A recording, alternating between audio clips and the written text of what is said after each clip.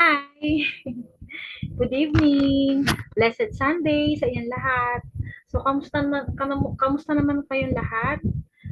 Medyo dito sa amin sa Bulacan at alam ko most part of Metro Manila and sa iba din sa Visayas at Mindanao parang tag-ulan na. So, maulan na po ngayong mga panahon ngayon. So, mag-ingat po tayong lahat at uso na naman ng mga baha-baha. So, ayan nga, um, kamusta po ang Sunday? So kami, update lang. Medyo naging busy ako this weekends dahil nag-ayos kami ng mga souvenirs and wedding tokens para sa kasal namin. So, yung aking partner, si fiancé ko si Mark, kakauwi lang niya, bumalik na ulit siya ng Alabang, then balik ulit siya next week para naman sa meeting namin doon sa venue ng reception namin. So palapit na ng palapit, we are praying for provision, for strength, for wisdom sa mga preparations namin, sa mga dapat pa naming ayusin sa wedding. Totoo pala yun, mentras pagpapalapit na yung kasal nyo, mas nagiging marami nang iniintindi, mabisi na at hit sa lahat, talagang parang nakakakaba na nakaka-excite. So, yung mga nagpakasal dyan, kamusta naman kayo? So, ngayon, nararanasan namin yung mga, yan, yung mga ganyan sa pagpapakasal, marami ng mga talagang asik-asuhin. So, yun nga. Sure, diretso na ako dito sa pakay ko na mag-share ulit ng devotion ko for today. So, kanina nag-church din kami. Online na kasi maulan. So, ayan, napakaganda nung continuous pa rin ako sa Book of John. So, i-share ko sa inyo yung John chapter 18 verses 1 to 18. So, hinati-hati lang siya. Yan siya. So, tungkol ito sa, harang pala ako, sorry, baba ko lang. Ito yung guys, ito yung part na si Jesus ay inaresto na siya. So, nung time na nag-pray siya sa Garden of Gethsemane, at ito na yung ina-anticipate ni Jesus na darating si, actually, alam ni Lord na yung mangyayari sa kanya, di ba? Alam niya na si Judas ibebetray siya. Na-foresee na niya from the very start. Since He is God, He is omnipotent, omnipresent, omniscient. He knows everything. Alam na niya kung sino yung mga taong magbe-betray sa kanya. Alam niya yung magaganap sa kanya. Dahil God siya. Pero ayan nga. So, gumawa ako ng slideshow kasi medyo mahaba yung verses na to. So, yan yung na-arrest siya. NIV version to. So, when he had finished praying, Jesus left with his disciples and crossed the Kidron Valley. On the other side, there was a garden, and he and his disciples went into it. Now, Judas, who betrayed him, knew the place because Jesus had often met there with his disciples. So Judas came to the garden, guiding a detachment of soldiers and some officials from the chief priests and the Pharisees. They were carrying torches, lanterns, and weapons. Jesus, knowing all that was going to happen to him, yan nga, went out and asked them, "Who is it you want?" The Jesus of Nazareth, they replied. "I am he," Jesus said. And Judas the traitor was standing there with them. When Jesus said, "I am he," they drew back and fell to the ground. Parang nagkaroon ng supernatural, na, bilang dineclare na siya ay yung, "I am he." There is authority, there is power. Parang biglang nagbagsakan daw yung mga soldiers.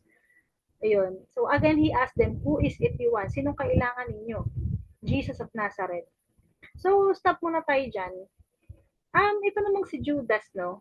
Talagang ako nagko-contemplate ako kasi maganda pag nag-aaral tayo ng salita ng Lord. Hindi natin ng salita ng Diyos, hindi lang basta natin binabasa. Talagang we are trying to put ourselves in the situation or ina-analyze mo kung ano yung ano yung makukuha mong lesson dito, yung yung naging character ng mga tao dito sa verses na to, ano yung matututunan natin from them, 'di ba? Parang magbubulay-bulay ka talaga, hihimay-himayin mo.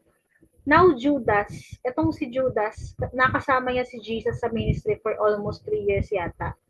Siya yung treasurer ng mga disciple. And ever since talaga nakita natin kung saan naging mahina si Judas sa pera. 'Di ba?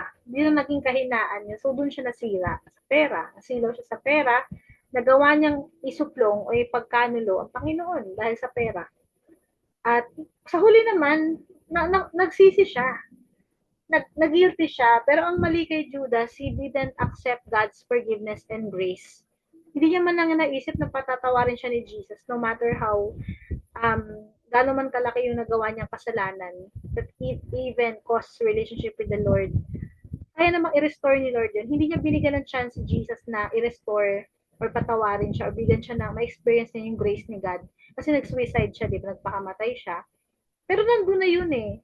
Nakaramdam na siya ng guilt, ng conviction. Pero umiral sa kanya yung hindi niya binigyan ng chance sa sarili niya to experience yung redemption or forgiveness ni God. So yun na, isipin natin, and sa part naman ng Panginoong Jesus, napakasakit nito. Ito, kung walang tayo, ang tagal mo nakasama tong tao na to, meron kang matatalik na kaibigan, meron kang mga churchmates.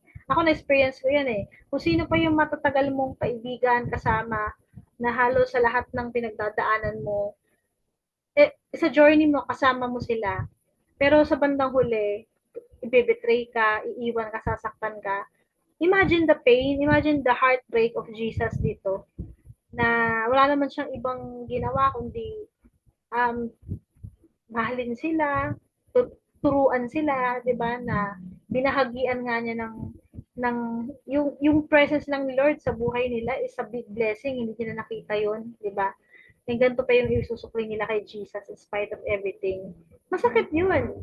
Na-imagine ko nga paano na bear ni Lord, 'di ba?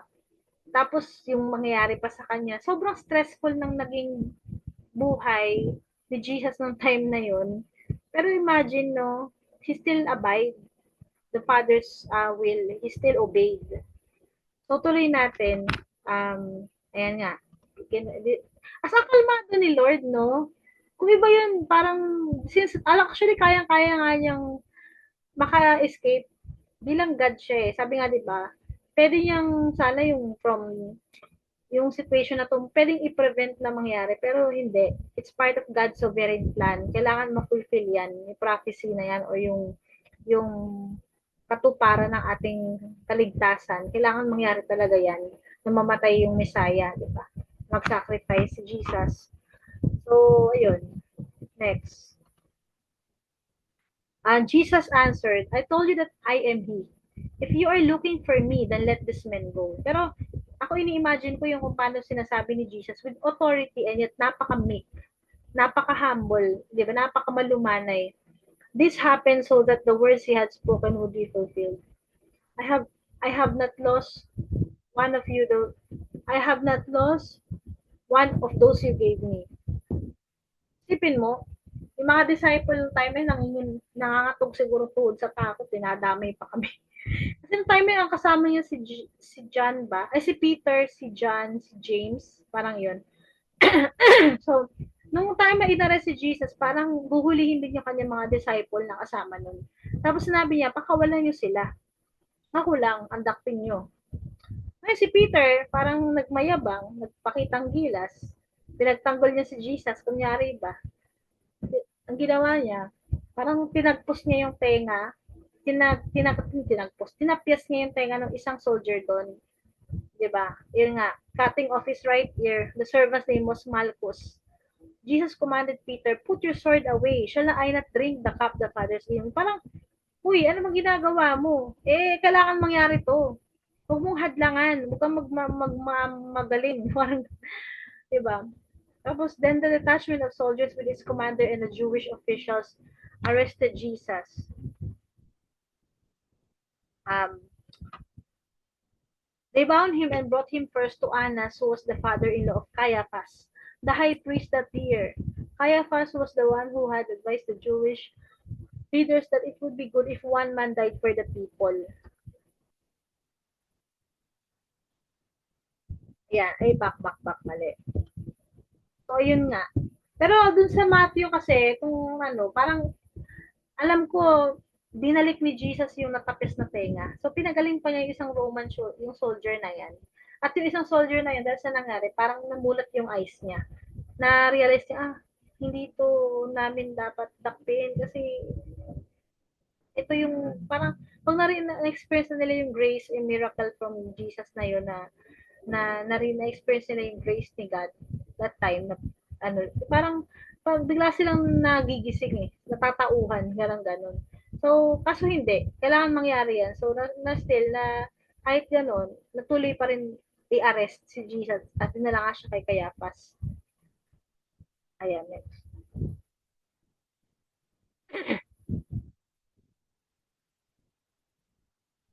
Sorry. So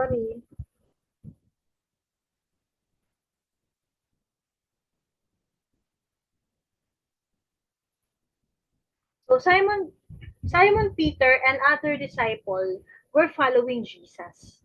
Isipin nyo yung shift ng nangyari, no?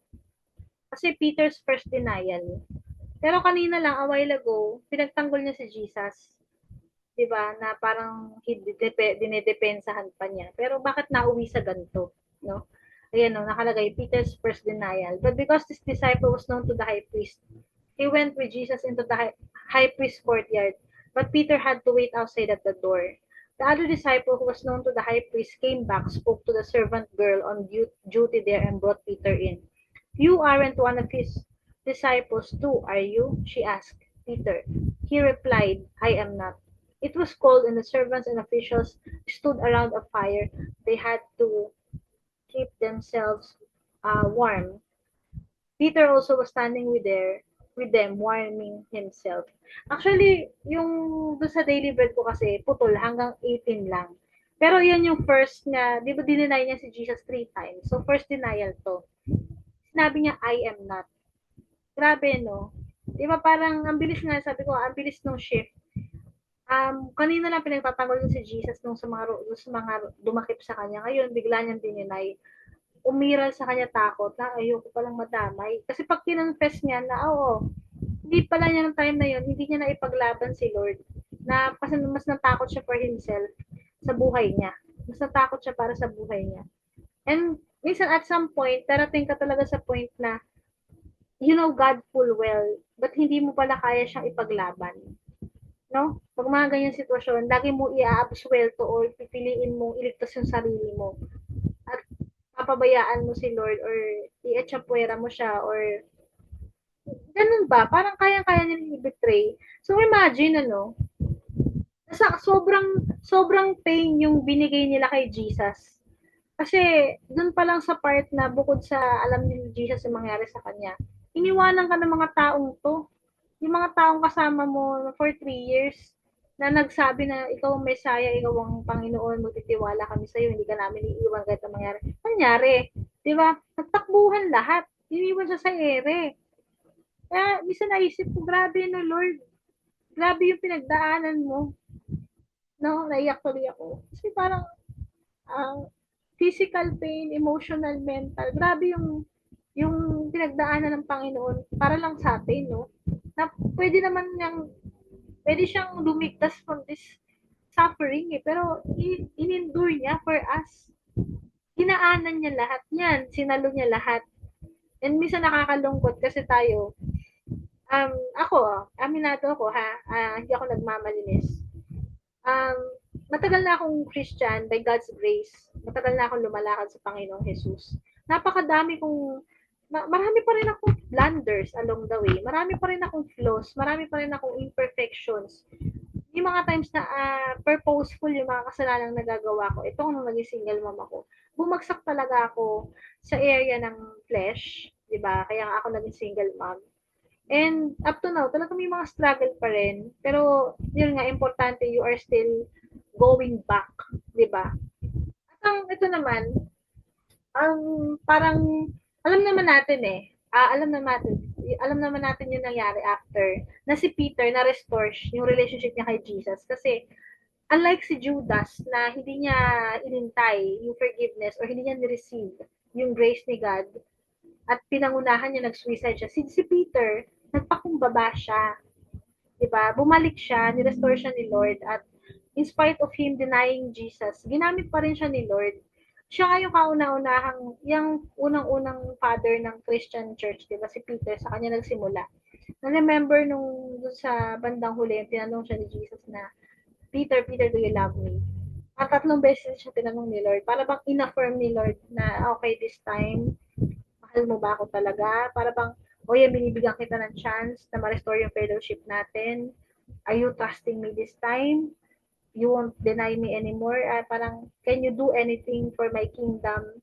Di ba binigay niya yung keys to heaven? Sabi niya, tend my ship.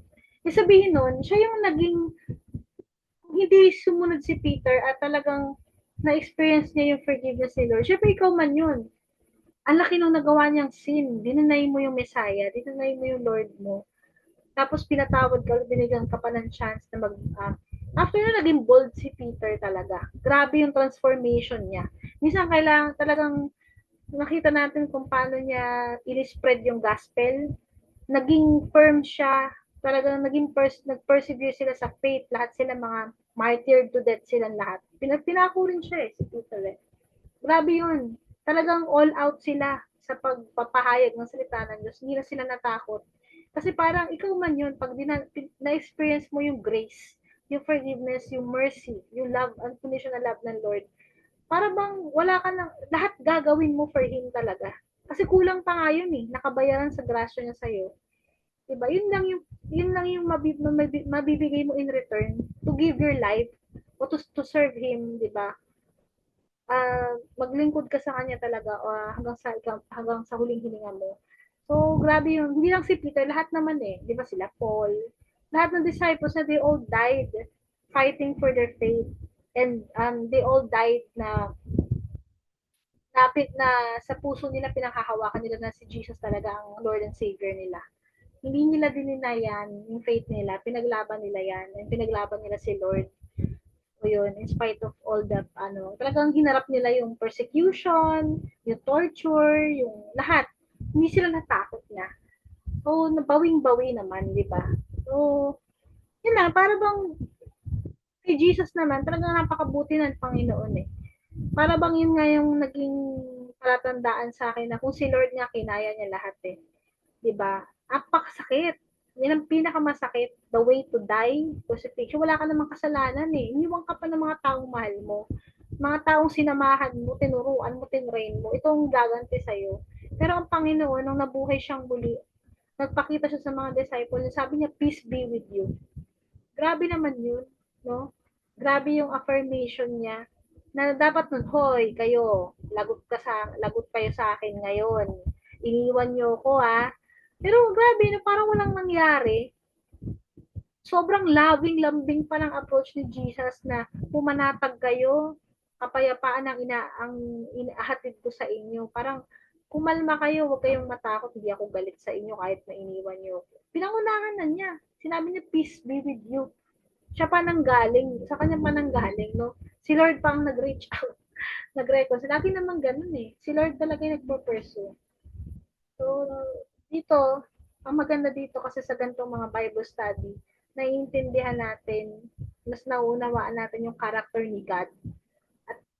At natututo ka rin sa mga failures ng mga biblical characters. Makikita natin hindi sila perfect. Diba? Lahat. Pero nakita natin kung paano rin sila ginamit ni Lord. Kahit hindi sila perfect, ginamit pa rin sila ng Panginoon for His glory. Lahat naman eh. We are all used, yung in spite of your failure, God will still choose to use you as a vessel of His glory, di ba? For His glory. So, yung pagkakamali, yun yung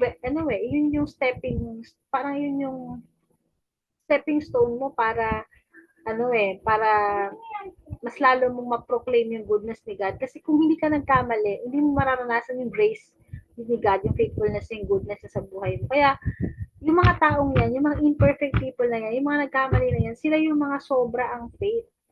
Sila yung mga talagang matututo tayo from them. Kasi naranasan nilang magkamali, bumagsak sila at ni-restore sila ng Lord, in-uplift sila.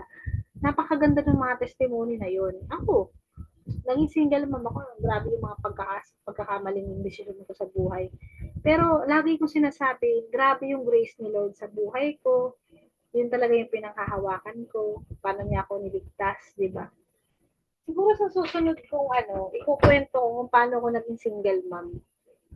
Sa mga susunod na araw, maglalaan ako ng devotion, ay maglalaan ako ng video. Kasi marami nagtatanong din, paano daw ako naging single mom.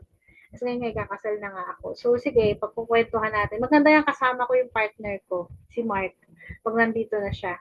No? So, ayun lang. Sana po ay kahit paano, ay may na ako na-impart. Pero dito, matututunan natin sa chapter na to, sa first 18 verses na to, na talagang makikita natin, mafe-feel natin yung pinagdaanan ni Jesus, emotional pain. Ito, emotional pain to. Wala pa yung physical kasi nung time na yan, unang inarest siya, mas dun ba lang masakit na yun kay Lord eh. Wala naman akong kasalanan, di ba? Tapos, asakit din nun bilang God, na foresee mo na kung ano yung, alam na niya, alam niya na i-deny siya ni Peter. Ay, alam niya na i-betray siya ni Judas, i-deny siya ni Peter. Pero bakit pinili pa rin ni Lord maging pakitaan sila ng mabuti? Sinamahan pa rin niya sila, no? Diba? Tinuruan pa niya sila at yung presence niya nanatili sa kanila. Diba? Grabe yung pagmamahal ni God. Wala talagang si Lord. Parang mapapatunayan mo dito na talagang si Lord unconditional yung pagmamahal sa atin. Kahit alam na niya everything about us. He already knew what we are going to do. Kunyari, alam na niyang susuwayin mo siya. Sa mga susunod na araw, ito yung mga magiging kasalanan mo sa kanya. Pero still, pinili ka pa rin niyang mahalin. Namatay pa rin siya para sa atin. Sobra, no? Parang, you cannot fathom His love. So, nakakahiya kasi ako, talagang may mga katigasan ako ng ulo. Weak ako sa gantong area, sinasabi ko sa Lord. Sabi ko nga kaya siguro binigyan na rin ako ni Lord ng mapapangasawa. Kasi, to be honest, naging struggle ko talaga yung opposite sex at yung flesh. Diyan ako bumagsak. Diyan ako nasilo ng kaaway. So, siguro kaya na ako binigyan ng asawa para hindi na ako matempt ulit or wag akong mapasok ulit sa ganung ano. Pero praise God naingatan niya ako for 8 years na naging single mom ako. Wala po ako naging boyfriend noon. May mga nagpaparamdam, may mga nakakaano, pero inaalis agad ni God kasi hindi nakalaan para sa akin. Alam niya hindi makakabuti sa akin. Ayun. So, napaka-bless ko naman sa partner ko kasi man of God. Ano din siya kay Jesus. Maganda rin yung relationship niya kay God. Christian family talaga siya. Nasa-serve siya kay God. Pareho kami ng ministry sa kumakanta. Napaka-bless ko, no? Kasi, yun nga, napakabuti ng Panginoon sa akin kasi kahit ang dami kong naging pagkukulang, even up to na may mga pagkakamali ako, pinili pa rin niya akong i-redeem at binigyan niya ako ng chance na makatagpo ng talagang taong na nilaan niya para sa akin. At bihira yun. Importante talaga sa kayo ng faith. Pinag-pray ko talaga yan noon. Hindi ko naman siya priority eh. Kaya bigla na lang binigay ni God. Siguro kailangan ko na. Pero I mean, pinag-pray ko, pero hindi ko siya ang pinaka-priority ko talaga yung relationship ko kay Lord, yung sa family ko, yung career ko, finances, tapos yung huli na yung partner eh, pero binigay na agad ni God. So, ang makakatuwa lang, may makakatuwang na talaga ako sa buhay. May makakasama na ako maglingkod sa Lord. And ayun, nakakatuwa kasi for 8 years talagang sobrang hirap. Nag-struggle po talaga ako alone. Hirap magpalaki ng anak mag-isa. And masaya ako meron na mag-aalaga sa amin ng anak ko, di ba? May makakasama na ako maglingkod sa Panginoon. So, pasama po sa prayers yung aming upcoming wedding, maging okay lahat, even after yung mga haharapin namin sa buhay mag-asawa, di ba? Lalo yung kasi simula pa lang kami, marami na kaming dapat adjustment niyan, yung budget, pagpapamilya, yung paano, syempre, dyan yung maglalabasan yung mga ugali eh, di ba? Mas mare-reveal yung attitude. Pag mag-asawa na kayo. So, ayun, sana po nakatulong itong maikling devotional ngayon. And sa next day ulit, 'di ba? Basta may time ako, lagi ako magagawa ng ganitong study para ma-share ko sa inyo. Gusto ko rin kasi talagang ma-share si Lord kahit na hindi ako perfect, kahit na minsan talaga dami kong nagagawang kasalanan pa rin. Ayun, sabi ko, panata ko na yan, mag-serve ako sa Panginoon, di ba? So yan, good night, and mag-ingat po ang lahat. And lagi lang po kayong magpatuloy na mag-pray.